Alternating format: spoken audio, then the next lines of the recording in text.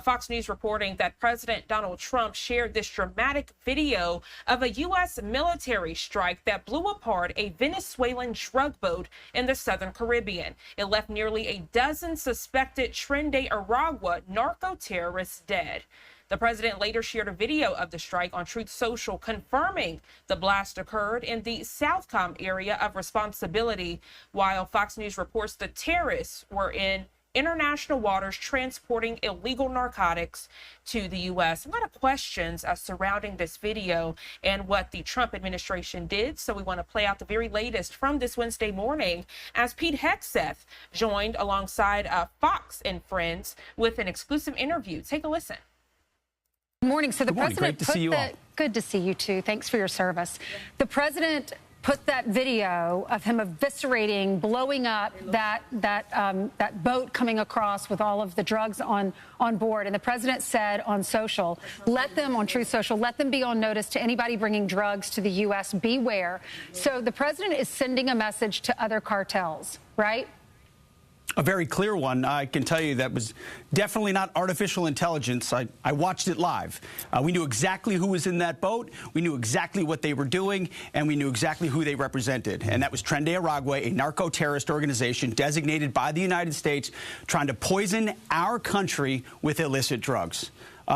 Last year, under the Biden administration, all 4 years, 100,000 Americans died from drug-related from drugs, from the use of drugs, many of which poured in from Central and South America through our southwest border. Now, we're sealing the border, but President Trump is willing to go on offense in ways that others have not been, and to send that clear signal to Tren de Aragua, Cartel del Sols, and others emanating from Venezuela.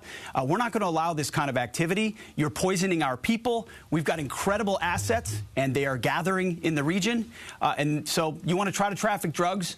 It's a new day. It's a different day. And so those 11 drug traffickers are no longer with us, sending a very clear signal that this is an activity the United States is not going to tolerate in our hemisphere. Well, Mr. Secretary, you made it very clear when we had the opportunity to visit the southern border at Fort Bliss, the Southern Command knew exactly where these folks were and that you guys were going to take them out. I guess the question is, for this operation specifically, was this a drone attack or was this hellfire from a helo? I can't disclose precisely how this went down. I can tell you it was precision. It was very well understood exactly what assets would be used in order to achieve the effect. So that's classified how it was done. But you can see publicly a lot of the assets that we have in the region, which to include an ARG-MU, which holds 2,200 combat infantry Marines and has plenty of its own organic assets. So we've got assets in the air, assets in the water, assets on ships, because this is a deadly serious mission for us. And it won't stop with just this strike. Anyone else trafficking in those waters who we know is a designated narco-terrorist will face the same fate. And it's important for the American people to protect our homeland and protect our hemisphere. So their leader, Maduro, who we put a $50 million bounty on his head, has called out to China for help in this. And China's condemning the U.S. And saying, I shouldn't use the word condemn. They're warning us we should look out for the different countries' integrity. Are you worried about China and their relationship with Venezuela? And how will that affect our policy? No, the only person that should be worried is Nicolas Maduro, who's running effectively as a kingpin of a narco state, not actually elected, and indicted for $50 million by the United States. And we know he's involved in the types of drug running that has affected the American people directly. So China and other countries are going to say certain things, and that's their prerogative. What we have there in the Caribbean is a clear demonstration of military might.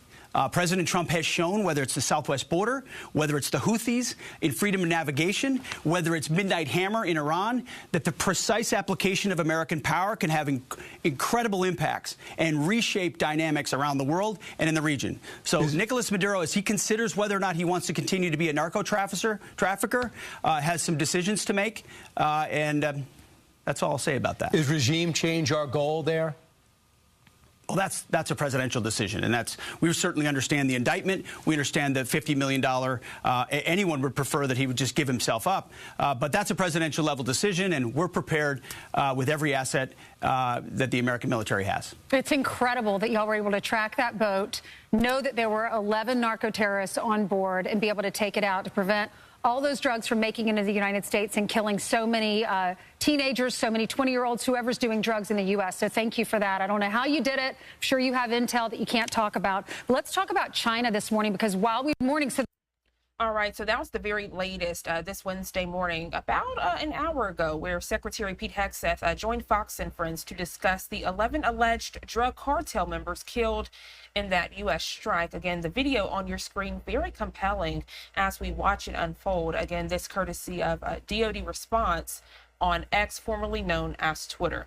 And as we further discuss this top story, the very latest from the Trump war room on X, take a look. They say, quote, "The days of cartels trafficking drugs across our border to poison Americans is over." That coming from the Secretary of Defense quote provided as well. It says President Trump is willing to go on offense in ways that others have not been. You want to try to traffic drugs? It's a new day, end quote. Of course, I'm sure we will find out more as this story is developing this Wednesday here on Live Now from Fox.